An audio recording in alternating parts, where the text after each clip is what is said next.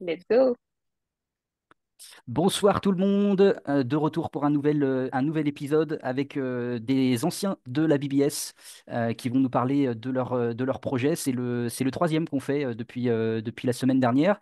Ce soir, on est donc avec Guillaume, Raphaël et Daniel qui sont passés en formation à la mi-2024 avec la BBS et qui vont donc nous parler ce soir de leur projet qu'ils avaient travaillé en formation et qu'ils ont concrétisé depuis.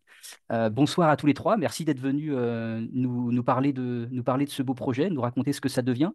Je vais vous laisser dans un premier temps vous présenter rapidement voilà, à l'audience sur votre parcours, histoire de savoir un petit peu qui vous êtes. Allez, Guillaume, tu Bonsoir lances. Nathan, et bonsoir Nathan, et merci beaucoup de nous offrir l'opportunité de parler du projet. Rapidement, moi je suis Guillaume Hurel, j'ai 51 ans, j'ai un parcours un peu atypique avant la BBS et avant le projet, puisque pendant mes études de commerce, je faisais de la musique et puis j'ai arrêté ces études pour me consacrer à la musique pendant 5 ans. Et puis voilà, au bout de ces quelques années, j'ai fait autre chose. Je suis entré à la Fnac, où j'ai passé un peu plus de 10 ans sur des postes dans l'exploitation autour du management opérationnel, avec différentes casquettes, chef de projet sur la formation, etc. Enfin, pas mal de choses. Et puis en 2010, j'ai quitté la Fnac pour intégrer Apple, qui se développait en France sur la partie retail. Voilà, je passais 13 ans chez Apple, là aussi sur différents magasins, différents projets, sur des postes de manager et pour terminer directeur adjoint de site, jusqu'à la fin 2023. Et puis, j'ai quitté l'entreprise. Pourquoi? Parce que je voulais me consacrer à un projet qui était un projet entrepreneurial. J'ai été piqué par ce virus-là, alors que j'avais repris mes études en même temps qu'Apple dans le milieu des années 2010. Pendant 18 mois, j'ai fait un executive MBA où là, j'ai attrapé le virus de l'entrepreneuriat. J'avais monté une structure avec d'autres entrepreneurs. Voilà, ça m'avait intéressé, mais je n'avais pas poursuivi plus que ça. Ça m'avait pas, j'avais pas lâché le job pour autant. Et puis, voilà, depuis début 2024, je me consacre à un projet d'entrepreneuriat. À la base, je n'avais pas d'idée. Je voulais reprendre une entreprise. Et puis, en même temps, j'ai développé une petite idée comme ça, un side project qui était de monter une sorte de projet de certification pour lutter contre la contrefaçon et adosser une blockchain. Mais mes connaissances étaient limitées sur la blockchain, à part un petit wallet et quelques cryptos. Bon, voilà, j'avais pas deep dive dedans. Donc, je me suis dit, mais voilà, faut que je creuse ce sujet aussi. Et c'est pour ça que j'ai commencé à prospecter un peu. Et puis, j'ai découvert la BBS. Et puis, j'ai suivi le programme de Product Manager. Et je m'arrête là pour cette étape et je passe la parole à Daniel. Et bonsoir à tous. Merci beaucoup Nathan pour cette invitation. Alors moi, je vais me présenter rapidement également. Moi, j'ai fait plutôt une école de commerce il y a pas mal d'années, il y a une vingtaine d'années, plutôt orienté finance, finance, contrôle de gestion et audit. Et j'ai travaillé dans des grands groupes français, américains, allemands, où j'ai appliqué le contrôle de gestion dans des divers secteurs. Donc, ça sera les industries, industrie pharmaceutique, industrie bancaire. J'ai fait aussi de l'assurance. Et puis, au fil des années, donc, j'ai été à des postes de contrôleur gestion, contrôleur financier, jusqu'à dernièrement directrice financière. Et puis, l'année dernière, suite à mon dernier job où on parlait de blockchain, j'ai voulu savoir de quoi on parlait. Et après des recherches, je me suis orientée vers la BBS où j'ai fait la formation DeFi, puisque voilà, j'avais envie de savoir qu'est-ce qu'était la DeFi, comment on l'appliquait, et j'ai vite compris que c'était la finance de demain, que nos métiers financiers allaient évoluer et être modifiés aller dans un horizon 5-10 ans. Voilà, je voulais un petit peu prendre les devants et c'est comme ça que j'ai rencontré Guillaume qui m'a parlé de son projet. Et puis, j'ai rencontré aussi Raphaël et puis on a concrétisé ça par la suite. À toi, Raphaël. Merci beaucoup Daniel. Allez, à toi Raphaël.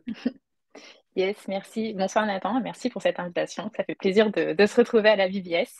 Du coup, moi, c'est Raphaël. Je suis ingénieure de formation.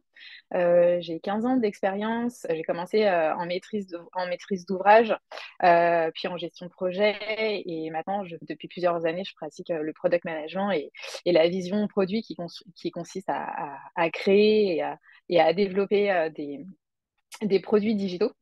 J'ai fait ça dans différentes industries. J'ai commencé dans les télécommunications, je suis passée dans les médias, dans le secteur de l'énergie, avant d'arriver chez les purs players digitaux. Et du coup, moi, j'ai découvert la blockchain il y a 3 ans, alors de manière très théorique et assez mathématique. Et je me suis dit, ah, c'est quand même génial ce truc. Et du coup, j'ai voulu me renseigner parce que travaillant dans le digital, pour moi, ça pouvait ouvrir énormément de use case utilisateurs pour résoudre tout un tas de problématiques. Et comme le dit Daniel, pour moi, ça reste une technologie alors, qui est encore émergente, mais qui peut révolutionner énormément d'industries et même notre quotidien. Et du coup, moi, ça m'a beaucoup intéressée, en tout cas via ce prisme.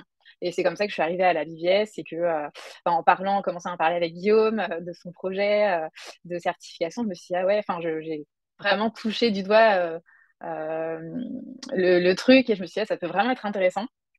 Et du coup, on a fait nos armes effectivement tous les trois via le projet de fin de formation de la BBS qui nous a permis un peu de nous éprouver en tant que team, mais aussi de voir que finalement cette réflexion en fait autour de ce sujet embryonnaire pouvait avoir des développements assez intéressants. Voilà. Top, top. Donc, bah, du coup, comme pour les deux projets dont on a déjà eu une présentation, les membres de ce projet qui continuent à travailler ensemble aujourd'hui donc, se sont rencontrés au sein de la BBS pendant leur formation. Hein. Vous nous confirmez, vous ne vous connaissiez pas avant la BBS Pas du tout. et le travail de projet. Voilà, on aime bien mettre ça en avant aussi parce que bah, faire une formation et donc la BBS, bah, c'est aussi ça, hein, c'est du réseau. On va rencontrer des gens qui vont devenir potentiellement bah, voilà, des associés avec qui on va continuer à travailler sur un projet qui va dépasser le cadre de la formation et de la certification. Et donc, bah, justement, ce projet, expliquez-nous un petit peu bah, déjà voilà, en quoi il consiste et puis donc, bah, comment ça a commencé, on va dire, donc pendant la formation sur quelle version donc votre V1, hein, vous avez abouti à la fin de la formation au moment du passage en soutenance. Puis ensuite, on parlera des évolutions depuis. Écoute, je me permets de prendre la parole du coup, puisque l'idée initiale, c'est moi qui l'apportais. J'avais itéré pas mal, j'avais fait du mind mapping, voilà, en partant de cette idée de lutte contre la contrefaçon, certifier et d'adosser un certificat qui soit relié sur la blockchain, une solution physique. J'avais cette idée-là, mais voilà, il fallait la confronter aux experts et en tout cas un nombre d'experts que je pensais trouver à la BBS, et c'est ce qui a été le cas. Après, une des raisons aussi pour lesquelles moi j'ai choisi la BBS et ce programme-là, c'est qu'il fallait porter un projet. Donc je me suis dit, voilà, je vais essayer de pousser mon projet et de trouver des personnes pour travailler dessus. Mais moi, je le trouve, enfin voilà, mon projet, je le trouve assez finalement quelque part banal parce qu'il y a déjà pas mal de sociétés qui existent avec des projets similaires. Et puis c'est vrai que ce projet de certification, c'est pas le cœur des projets qu'on trouve sur la blockchain. Hein. Il y a quand même beaucoup de sujets autour de la crypto. Donc je pensais pas qu'il était plus attractif que ça. Et c'est pour ça que quand j'en ai parlé, j'ai eu l'occasion de rencontrer Raphaël la première fois, alors en dehors des visios, mais on a pu un petit peu échanger à Vivatech l'année dernière. Et puis bah, voilà, assez rapidement, elle m'a dit qu'elle pourrait être intéressée pour bosser sur le projet. Moi, j'étais hyper étonné, quoi, parce que bon, moi, je me suis un peu senti comme un imposteur dans cette formation product manager. Bon, voilà, je suis ravi d'avoir passé l'assertif, d'avoir touché du doigt plein de choses, mais Raphaël, c'est une vraie product manager pour le coup, et et ça fixe le niveau et puis surtout le mindset qu'elle peut avoir. Donc pour moi, c'était carrément génial d'avoir quelqu'un comme elle. Et derrière, quand j'ai pu discuter avec Daniel, bon, bah, j'étais absolument convaincu qu'elle ne viendrait pas. Elle était sur un programme DeFi. Enfin, voilà, et à mon plus grand étonnement, elle a voulu se joindre à nous et ça a donné une autre dimension au projet aussi. On a pu vraiment complètement élargir euh, notre terrain de jeu et notre vision. Et c'est ce qui a permis finalement d'avoir assez tôt, on a pu former l'équipe assez tôt. Ça a été un point clé, je pense, dans la réussite du projet sur l'aspect académique. Parce que nous, on a quasiment commencé notre sprint presque 2 semaines avant, en fait. 2 semaines avant, on avait déjà fait des réunions entre nous. La semaine avant le sprint, on avait déjà mis en place un programme de réunion c'était en mode Scrum. Et voilà, et en fait, quand le sprint a démarré, nous, on était déjà dans le rythme, on avait pris pas mal d'avance. Et grâce à cette richesse d'expérience et d'approche, en fait, le projet, il a pris une dimension que j'étais incapable de lui donner seul, quoi. Et ça a été clairement un game changer, la qualité des participants au projet et puis la complémentarité de l'équipe, quoi. Parce qu'on a tous les trois des compétences très, très différentes, des expériences très différentes. Et pour moi, voilà, c'est la pierre angulaire qui a permis derrière de faire que ça a pu avancer. C'est cette complémentarité. Ok, ça marche. Donc, on est sur un projet de certification, hein, tu nous disais, pour lutter contre la contrefaçon. C'était le point de départ, ouais. Voilà, vous le rappelez d'ailleurs sur votre site, hein, la contrefaçon au niveau mondial a doublé en 10 ans, hein, c'est ça? Donc le projet vise à répondre à ce problème-là. Notamment. Si je ne me trompe pas, vous anticipez, vous êtes aussi dans l'anticipation de la future réglementation européenne sur les DPP, hein, c'est ça? Tout à fait. Alors après, c'est notamment ce qu'on a trouvé en creusant avec Raphaël et Daniel, c'est de voir qu'il y avait un contexte réglementaire qui était en train de changer, même si le momentum de ce changement est reculé d'année en année. Mais oui, oui, il y a la réglementation SPR qui va obliger les entreprises hors alimentaires qui commercialisent des biens en Europe à adosser les passeports digitaux à tous les produits qui sont vendus, que ce soit industriels, vestimentaires, enfin, ça concerne tout. Donc, il y a quelque part, il y a un marché colossal à venir si la réglementation est réellement imposée et déployée. Donc, ça, c'est vrai que ça constitue une opportunité. Et puis au-delà de ça, nous on a vu aussi bien sûr une façon d'aborder l'expérience que le client peut avoir avec son produit différemment. Ok. Et donc sur la V1 pendant le projet, je me rappelle que vous étiez parti sur de la maroquinerie de luxe. Ouais. Voilà, vous étiez parti sur cet axe-là. Oui. Et alors, est-ce que tu peux nous expliquer, parce que vous nous l'aviez expliqué, hein, d'ailleurs à la présentation du projet, Mhm. il existe d'autres initiatives positionnées sur ce côté lutte contre la contrefaçon en utilisant la blockchain. Mais qu'est-ce que vous, dans ce que vous avez imaginé, vous apportez de supplémentaire, de différent par rapport à ces initiatives qui existent déjà? Très simplement, il y a quand on a fait notre benchmark l'année dernière, ce qu'on voyait, c'est que les initiatives qui visaient à adosser des passeports digitaux n'étaient pas nécessairement, voire c'était rare qu'ils soient vraiment adossés à une solution physique dans le produit. Et donc, en ce sens, pour nous, ça ne constituait pas une réponse solide pour lutter contre la contrefaçon. Puisqu'en fait, adosser une solution à un QR code volant à côté d'un produit, ça ne certifie pas que le produit lui-même, il est vrai ou il est faux. Ça certifie que le QR code, il est, il est relié à un certificat, mais c'est tout. Et ça, c'est une vraie contrainte technique qu'on a attaqué depuis sur différents cas d'usage. Donc oui, comme tu le dis, on avait fait le choix de s'attaquer à la maroquinerie parce que c'est un vaste sujet dans le monde du luxe et il fallait qu'on fasse le choix d'une catégorie de produits. Donc voilà, on s'était attaqué à ce sujet-là et nous, notre différenciation, elle venait notamment du fait qu'on adossait une solution physique, un tag, qui peut être une puce NFC, une puce RFID. Après, tout dépend des besoins et des cas d'usage spécifiques qu'il faut aller chercher. Mais c'est cette voie-là qu'on entrevoyait au moment de la certification l'année dernière. Ok. Et donc le nom du projet, on va le rappeler aussi parce que bon bah il vient aussi il est inspiré de ce que de ce que vous proposez. Donc c'est Trace, hein, c'est ça? C'est le nom de la Euh, société aujourd'hui, ouais. C'était le nom du projet qui est né, le nom a été trouvé par l'équipe aussi, hein. Moi, je suis pas du tout arrivé avec le nom du projet, moi, j'avais pas de nom. Donc, c'est vraiment, ça a été trouvé bah, voilà, pendant un brainstorming, pendant le sprint. Et voilà, c'est un travail d'équipe qui a abouti sur ce nom de société. On voulait un mot simple qui marque, qui soit français, mais qui puisse être facilement compréhensible en anglais à l'international. Euh, et voilà.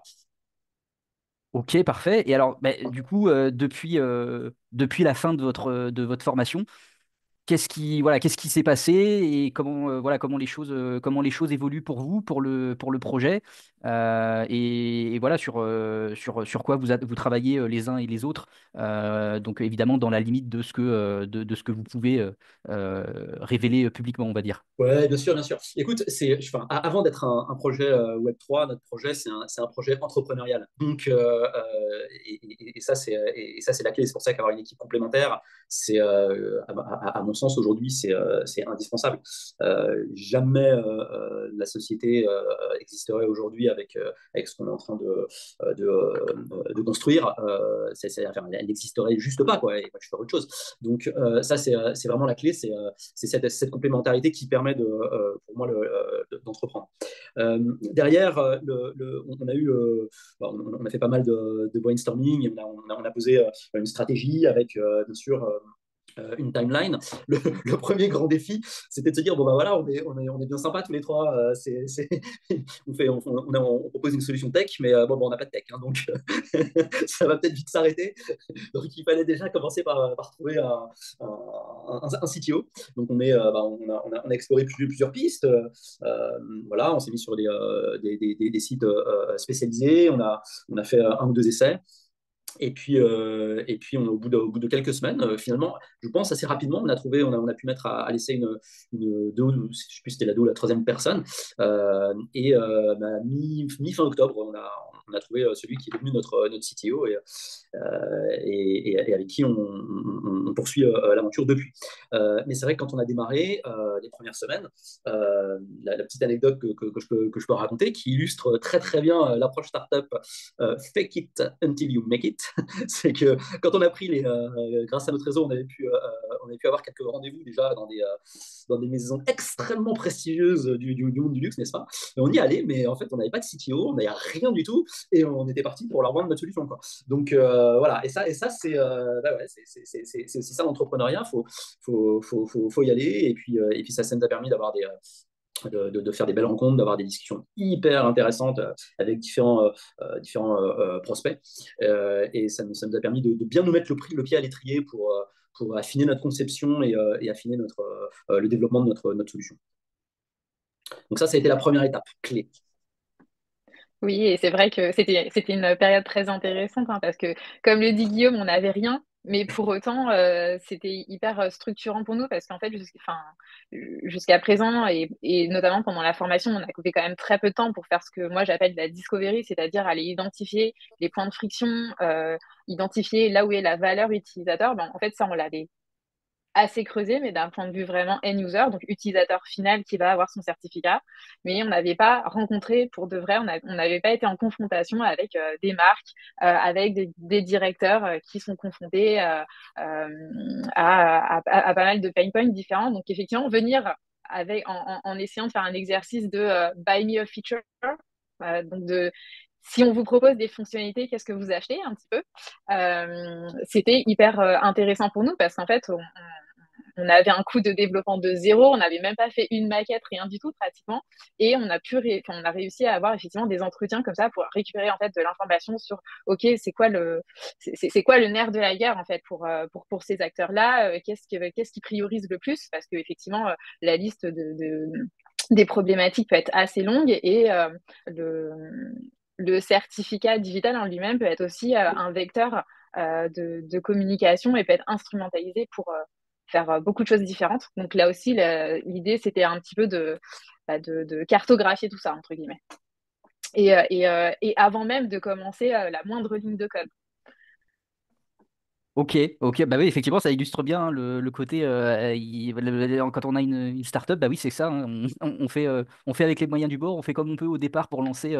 Ouais, c'est un peu comme le fameux, le fameux cliché de Facebook, Apple ou Amazon qui ont commencé dans un garage. Hein. Bah ouais, voilà, on fait comme on peut quand on est au début. Euh, comment c'est accueilli du coup auprès de ces gens à qui vous présentez du coup ce que vous proposez en termes de solutions? Comment c'est accueilli? Et puis, est-ce que vous leur parlez de blockchain ou est-ce que vous leur parlez uniquement de certification de leurs produits pour assurer que c'est un authentique et que c'est pas une contrefaçon, etc. Donc, enfin voilà, quand vous arrivez avec ce genre de choses, de propositions, c'est accueilli comment? Écoute, déjà, les interlocuteurs qu'on a pu rencontrer, qui parfois étaient très haut placés dans leur structure, qui sont des maisons très prestigieuses que tout le monde connaît, euh, franchement, grande ouverture. Ils connaissent déjà tout, hein, bien sûr. Ils ont rencontré tous nos concurrents, voilà. Mais malgré ça, ils restent ouverts. Ils font vraiment de la veille tech, et ça permet d'avoir des échanges du coup hyper précis. Et ça permet, et ça c'est ce qu'on s'est toujours dit avec Daniel et avec Raphaël, on veut être extrêmement proche des besoins de notre client. Ça c'est dans notre stratégie vraiment d'entreprise. Il faut être proche de notre client. Et pour la petite anecdote, avec Raphaël, et malheureusement Daniel n'avait pas pu se joindre à nous, mais pour te dire à quel point on a voulu être proche des besoins de notre client, c'est qu'on a fait assez rapidement en septembre un atelier de maroquinerie. On s'est inscrit pour aller fabriquer un sac, pour vraiment comprendre les différentes étapes, à quoi on peut être confronté, pour pouvoir développer déjà la compréhension de leur milieu, de leur contexte, etc. Bon, enfin, un tout petit peu, bien sûr, c'est pas dans un atelier une fois qu'on comprend tout, mais au moins ça permet de capter un certain nombre de choses. Après, pour finir de répondre à ta question, euh, en fait, nous, on a décidé de ne pas parler de blockchain. En fait. Je pense que la blockchain, déjà aujourd'hui, ça peut en effrayer plus d'un. Voilà, avec tout ce qui se dit et ce qui se dit qui peut être complètement, qu'on peut entendre, qui peut être absurde. Et moi, dans la formation que j'ai eue, et notamment chez Apple, à aucun moment on va mettre en avant la tech pour la tech. Alors, on peut répondre à des questions si la personne est intéressée, etc. Pas de souci, bien sûr, mais c'est pas ça qu'on va mettre en avant. On va mettre en avant les avantages, la valeur ajoutée que permet notre solution. Mais à aucun moment on va dire oui, on utilise telle blockchain, etc. Quelque part, c'est pas intéressant. La plupart des gens qui achètent des voitures électriques, 99%, savent pas comment ça fonctionne, et toute la tech qu'il peut y avoir là-dedans. Ce qu'ils veulent, que ça fonctionne super bien, que ça réponde à leurs besoins et tout. Bah, là, c'est pareil, c'est notre approche. Donc nous, on parle pas de blockchain. Et d'ailleurs, sur notre site, comme tu verras, on ne parle pas de blockchain. D'ailleurs, j'en profite pour le placer. Notre site, c'est www.onetrace.io. Voilà, si vous voulez aller voir. Yes, ouais, on le partagera évidemment. Mais Cool. oui, effectivement, je comptais rebondir là-dessus, puisque en effet, quand on va sur votre site, on a la présentation de la solution Trace, de ce qu'elle apporte, de ce qu'elle permet. Mais en effet, à aucun moment vous parlez de blockchain. Euh, et ça, effectivement, oui, c'est quelque chose qu'on transmet aussi pendant la formation. Hein. C'est que finalement, aujourd'hui, le client, l'utilisateur, il n'a pas forcément besoin de savoir qu'il y a cette technologie-là derrière. Lui, comme tu l'as dit, il veut un truc qui est fonctionnel et qui répond à un besoin concret qu'il a ou à un problème concret qu'il a. Euh, et donc, ouais, les aspects techniques, en fait, ils s'en moquent un petit peu. Bon, après, là, dans le cadre BBS, est-ce que tu peux du coup nous parler, technologiquement parlant, du choix que vous aviez fait au moment de la formation, on va dire, donc de la V1 du projet au moment de la formation. Et si c'est resté le même, est-ce qu'aujourd'hui vous restez sur cette ligne-là, ou est-ce que bah, il y a eu aussi des évolutions depuis ou pas? Je vais laisser Raphaël répondre. J'étais sûre. Alors pour notre projet académique, effectivement, on s'était déjà orienté sur des L2 de Ethereum et on s'était focalisé sur Arbitrum, qui à ce moment-là était une des L2 d'Ethereum les plus matures. On s'est reposé la question, et notamment quand on a recruté notre CTO en chef. Et aujourd'hui, on POC sur Base. Voilà, pour des questions, enfin pour nous, c'est un peu, c'est pas forcément un choix très éloigné de celui d'Arbitrum. C'est en regardant effectivement différents aspects, dont forcément les frais de gaz, hein, bien sûr, qu'on s'est orienté vers ça. Donc on a changé de choix, enfin on a changé de blockchain, on n'a pas atterri très loin. Nous, l'important c'était de pouvoir profiter des bénéfices d'Ethereum, et notamment de la partie à compte abstraction, qui pour nous, nous permet de simplifier l'expérience utilisateur, et de faire un parcours d'authentification classique, et de gérer du coup en arrière-plan en fait toute la partie un petit peu compliquée d'un smart wallet. Voilà, c'était ça en fait notre conviction, et le cahier des charges entre guillemets. Voilà. Ce que Raphaël dit pas, c'est qu'entre-temps, on a exploré plein d'autres solutions, enfin plein d'autres blockchains. On allait voir Etherlink, on allait voir XRP Commons, voilà, on a exploré plein de choses. Et voilà, en ce moment, on est fait sur ce choix-là. D'ailleurs, il y en a un autre qu'on a regardé et qu'on ne se défend pas d'utiliser, d'ailleurs, dont pas grand monde ne parle, qui n'est pas très connu, mais il y a EBSI, qui est la blockchain européenne, et qui va peut-être être imposée dans le cadre du DPP. À voir. Tout ça reste en suspens. Mais en tout cas, il faudra être a priori compatible avec eux. Mais voilà. Donc il y a aussi ce choix-là qui peut éventuellement être pas très long, mais qui a ses avantages aussi. Et on ne s'interdit pas d'utiliser plusieurs blockchains aussi, même. Voilà. On en est, voilà, on avance en fait dans nos réflexions. C'est pour ça que là, voilà, on parle d'un choix. Même celui du POC, en fait, c'est pas quelque chose sur lequel on est arrêté. Nous, l'objectif derrière ça, c'est d'avoir à la fois une partie euh, très sécurisée et du coup très décentralisée, mais aussi une partie un peu plus sécurisée pour une certaine partie de la donnée. Donc là aussi, l'idée, c'est pas forcément de mettre tous nos œufs dans le même panier, et de choisir aussi en fait les outils et l'infrastructure, enfin les infrastructures qui vont nous permettre en fait d'avoir un bon setup par rapport à nos exigences pour toutes les données dont on se parle en fait. Ok, ouais, très intéressant. Mais bah, effectivement, hein, je pose la question, je fais exprès pour montrer qu'un projet, ça vit, ça évolue. Et que bah oui, on reste pas, on reste très rarement sur les choix initiaux, sur les directions qu'on prend au début. Voilà, c'est le départ du projet, c'est l'impulsion, mais après derrière, il y a plein de réflexions internes, il y a plein d'évolutions aussi avec des choses externes qui peuvent venir faire évoluer, impacter la réflexion autour du projet. Donc voilà, les autres projets d'anciens qui sont déjà passés sur des lives de présentation nous ont fait part de la même chose, hein, par rapport à la version du projet pendant la formation et au moment de la soutenance. Ça n'a plus rien à voir avec aujourd'hui.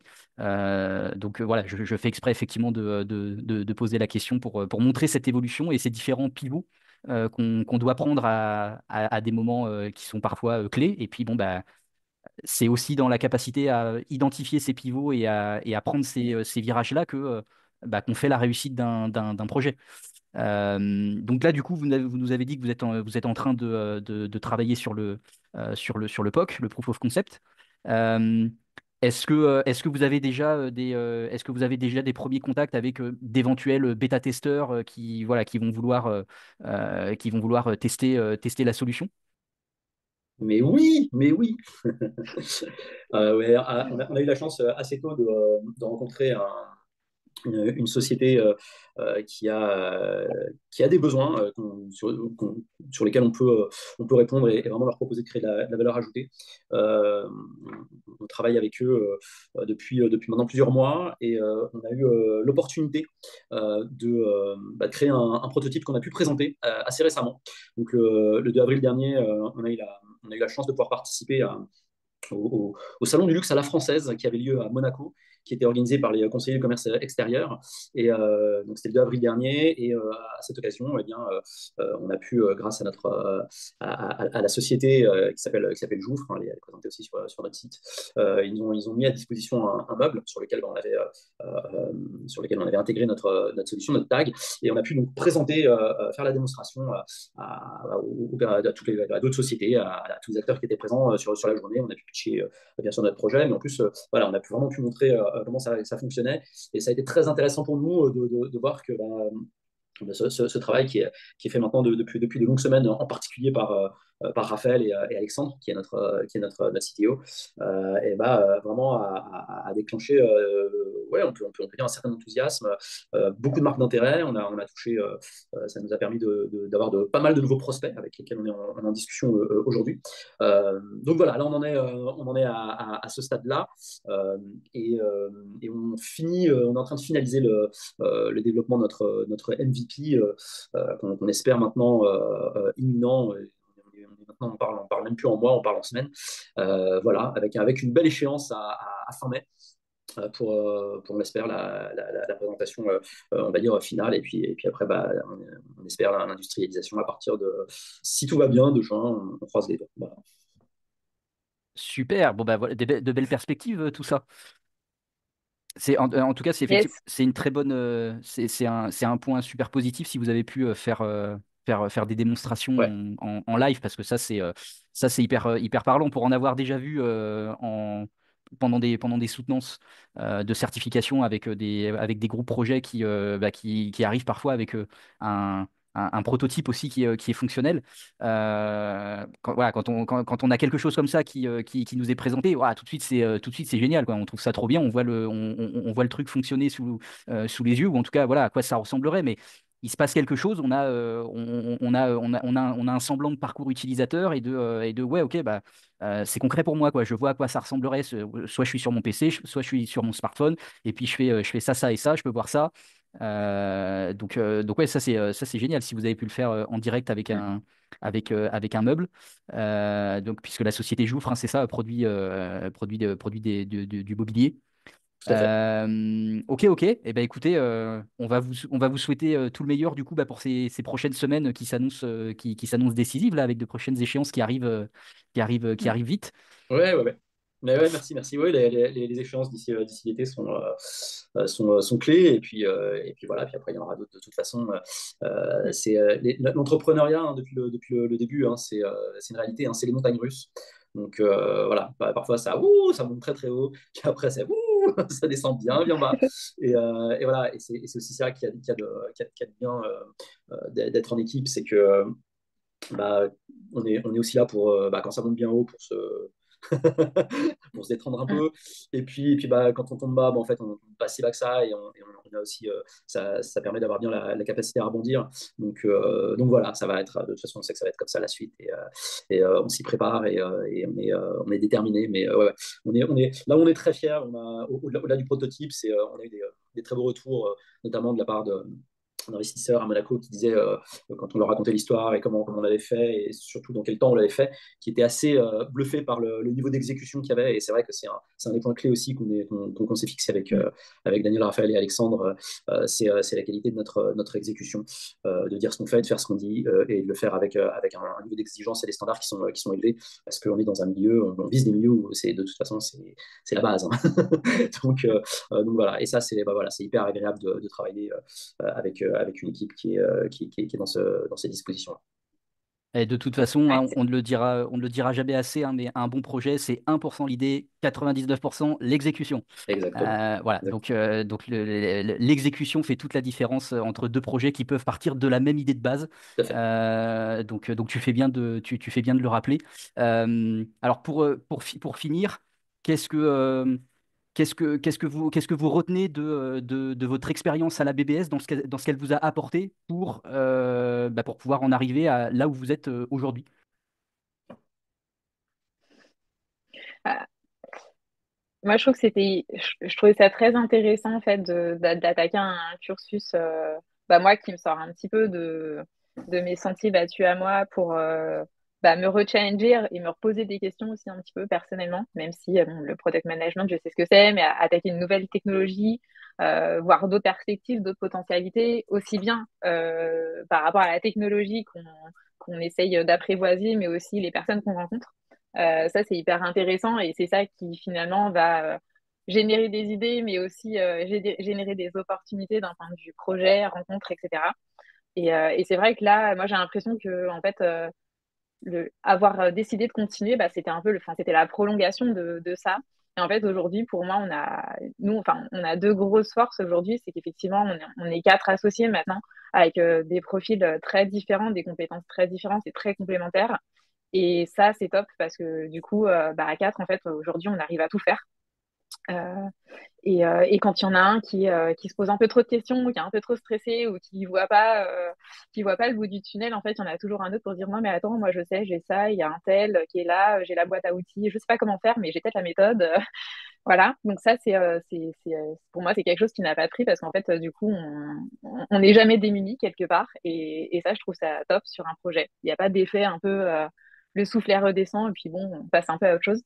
Et la deuxième chance, justement, c'est de pouvoir retravailler un peu notre vision pour notre solution, mais aussi notre offre, parce que là, on a parlé beaucoup de solutions, mais on s'est aussi beaucoup challengé sur l'offre, hein. Avoir une super solution, c'est top, mais avoir l'offre qui va bien, la manière de la proposer, le pricing, etc., c'est encore un autre sujet très, très vaste, hein, Daniel. Et pour avoir pu s'associer en fait à une marque, en fait, c'est l'occasion de se rechallenger là-dessus au quotidien, d'avoir des échanges parce qu'en fait, cette boîte-là, ok, elle nous fait confiance, mais elle nous dit aussi, bah ouais, dans un mois, j'ai un salon, il faut que ça soit au top, l'expérience zéro défaut, enfin, voilà. Donc nous, ça nous met des jalons pour livrer progressivement aussi notre solution. Donc ça nous impose justement ce cadencement en fait dans la livraison de notre solution et dans l'exécution en fait qu'on se donne parce que c'est pas forcément facile tous les jours d'avancer.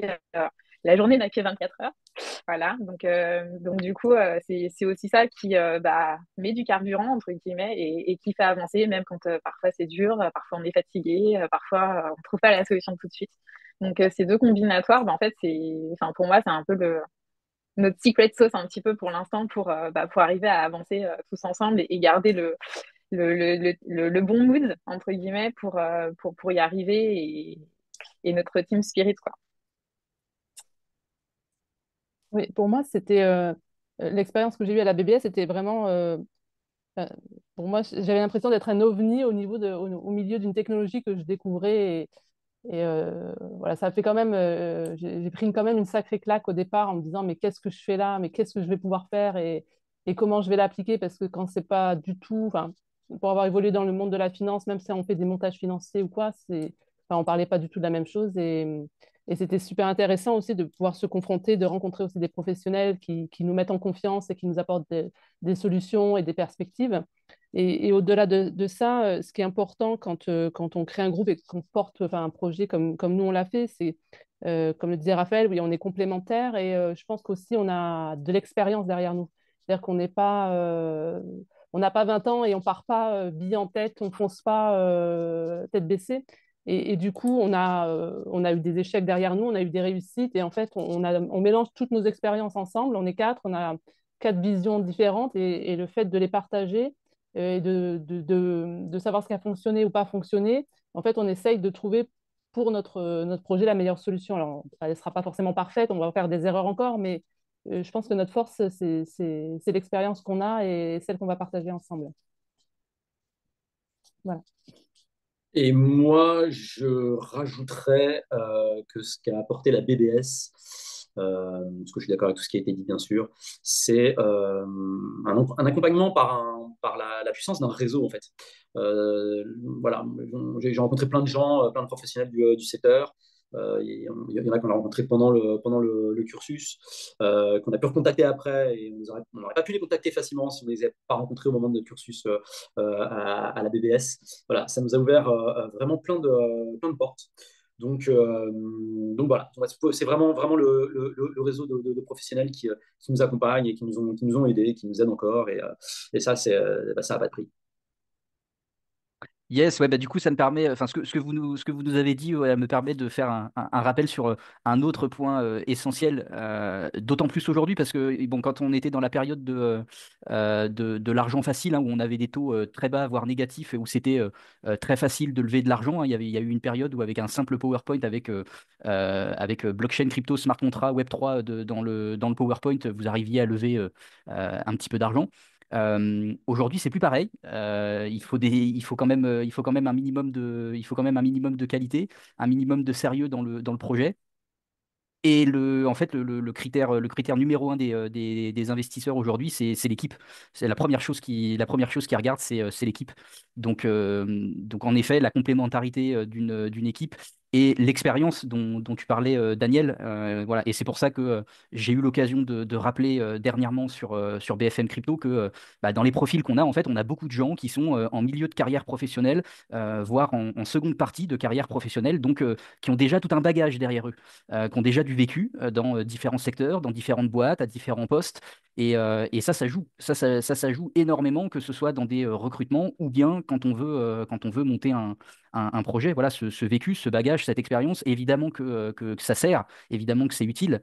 Et donc, bah, quand on a effectivement différents profils comme cela, qui peuvent se rencontrer et se regrouper sur des projets, et bah, ça donne une complémentarité qui permet d'atteindre voilà, des niveaux de projet qui sont déjà très bons au moment de la certification à la sortie de formation, et puis et qui du coup peuvent voir le jour par la suite et se développer. Voilà, donc complémentarité au niveau des profils professionnels, des bagages, des expériences, des compétences, mais aussi du coup des parcours de formation, hein, puisque donc là, du coup, dans votre groupe, il y avait le parcours de formation Product Manager et le parcours DeFi qui était représenté. Donc même au niveau des contenus de formation que vous aviez eu, bah, c'était pas pareil, c'était pas la même chose. Et donc, il y avait aussi ces différents apports-là qui venaient alimenter le travail du projet. Il y a une question. Il y a une question. Oui, oui, tout à fait. Ouais. C'est une question pour Raphaël. Alors, Raphaël, la question est la suivante. Question de Steve. Donc, bonjour Steve. En quoi votre produit se distingue des smart contracts mis en œuvre en supply chain pour cadrer les termes d'une relation et éventuellement la traçabilité des produits? La question n'est pas facile, Non, tu peux me la répéter, s'il te plaît? mais je peux tout à fait le faire. En quoi votre produit se distingue des smart contracts mis en œuvre en supply chain pour cadrer les termes d'une relation et éventuellement la traçabilité des produits? Alors, effectivement, il y a déjà des solutions qui permettent de faire de la traçabilité des produits. Nous, ce qu'on va proposer, donc effectivement, notre solution, elle s'inscrit dans ce périmètre-là. Après, la traçabilité, c'est une problématique qui est très, très large. Il y a la traçabilité qui va concerner la provenance et la fabrication. Nous, l'idée, c'est plutôt que notre solution, c'est avant tout une solution pour la marque qui va lui permettre à un instant T, en fait, d'intégrer une solution de marquage dans ses produits et d'y associer un certificat et de dire, mais en fait, mon produit, il est certifié. Et cette certification, comme elle est liée au produit physique, je suis capable de la faire qu'une seule fois et qu'elle soit valide tout le temps, en fait. Tout le temps à partir du moment où le produit est mis sur le marché, vendu, etc. Donc, du coup, nous, on couvre aujourd'hui plutôt cette partie-là de l'expérience et de la vie du produit. Euh, Après, ça ne veut pas dire qu'on ne peut pas en adresser d'autres, mais aujourd'hui, pour le coup, notre expérience utilisateur et le produit qu'on construit, en fait, s'oriente plutôt là-dessus. Pour les marques, c'est facilement intégrer une solution de marquage et créer simplement le certificat de mon produit, et pour l'utilisateur final, d'acheter son produit, de récupérer le certificat, enfin d'acquérir le produit parce que c'est pas forcément un achat, et de récupérer facilement le certificat associé à ce produit-là. Voilà. Oui, ce qui du coup facilite aussi la seconde main. Et il me semble que c'était un axe aussi de votre projet quand vous l'aviez Tout présenté à fait. pendant la formation. Oui, l'idée, c'est que du coup, une fois que la certification est faite, le produit est authentifié de manière perpétuelle, c'est-à-dire que la certification est bien valable tout le temps, puisqu'on a vraiment un lien de bijection entre le certificat et le produit physique. Parfait. Et ben, merci Raphaël pour la réponse. Voilà, bah, Steve vient de te remercier également. Euh, merci à tous les trois d'être venus et puis de nous avoir voilà, parlé de vous, de votre parcours et de votre projet. On reste en contact évidemment, hein, vous aurez l'occasion de revenir nous en parler après, Rendez-vous dans un an. après d'autres évolutions. Et ben voilà, pourquoi pas, hein, effectivement, Avec grand plaisir. pour faire Avec- le point. Et puis bon, bah, évidemment, si certaines sont intéressés pour échanger avec vous, eh ben, ils vont pouvoir le faire, hein, notamment via le réseau BBS. Bonne soirée à tout le monde. Bonne soirée Guillaume, Raphaël, Daniel. Bonne continuation, hein, vraiment, on vous souhaite tout le meilleur pour vos prochaines échéances et pour la poursuite du développement de ce beau projet. Et puis bon, bah, évidemment, si on peut continuer à vous aider, on ne se privera pas de le faire. Merci et- beaucoup. merci beaucoup à toi, Merci Nathan. Nathan, avec plaisir. Et puis, merci à tous pour votre écoute, vos questions, et puis au Mm. plaisir de vous rencontrer IRL peut-être un jour sur un événement d'AWS, un jeudi soir, ou je sais pas quand. Oui, c'est ça, voilà, il y en aura, il y en aura prochainement a priori, hein, on est en train de travailler dessus. Et puis il y a Vivatech qui arrive, hein, Absolument, pour lequel on a des passes gratuits. Donc on ira, c'est aussi l'occasion de se retrouver, voilà, et carrément. on se Carrément. retrouvera là-bas. Super. Bonne soirée tout le Merci, monde bonne et à Bonne soirée à bientôt. tous, soirée. merci Merci encore. à Ciao, tous. ciao. Merci, au Ciao, revoir. ciao. Salut.